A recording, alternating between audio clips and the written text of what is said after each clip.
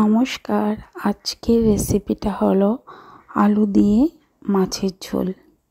তার জন্য আমার আলুটাকে ভালো করে ছুলিয়ে কেটে নিয়েছি। এখানে আমি দুটো বড় ধরনের আলু নিয়েছি।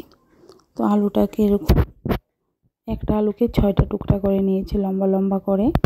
তো আলুটাকে কেটে আমি কিছুক্ষণ সময় জলে ভিজিয়ে তারপর ভালো করে ধুয়ে রেখেছি। ধুয়ে একটা প্রেসার কুকারে আমি আলুটাকে সেদ্ধ করে নিয়েছি। আপনারা চাইলে সেদ্ধ করতে পারেন, নাও করতে পারেন, কিন্তু আমি করে নিয়েছি কারণ সেদ্ধ করলে রান্না করতে একটু তাড়াতাড়ি সময় হয়, যা সেদ্ধ করলে আলুটা খেতেও বেশ মজাদার হয়।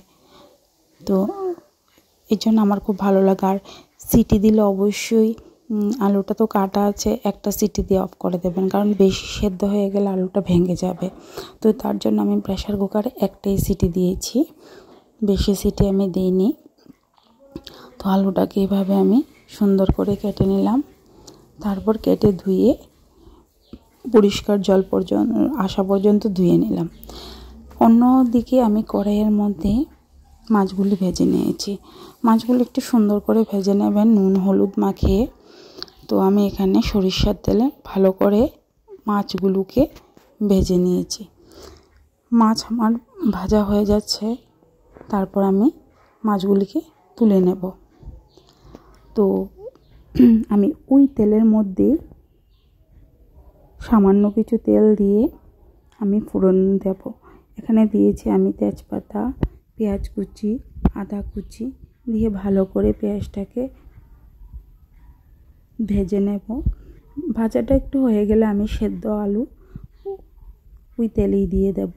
দিয়ে তারপর এখানে আমি দিয়েছি জিরের গুঁড়ো, লঙ্কা গুঁড়ো আর ধনিয়ার গুঁড়ো দিয়ে ভালো করে আমি আলুটাকে মশলার সাথে ভাজা করে নিলাম।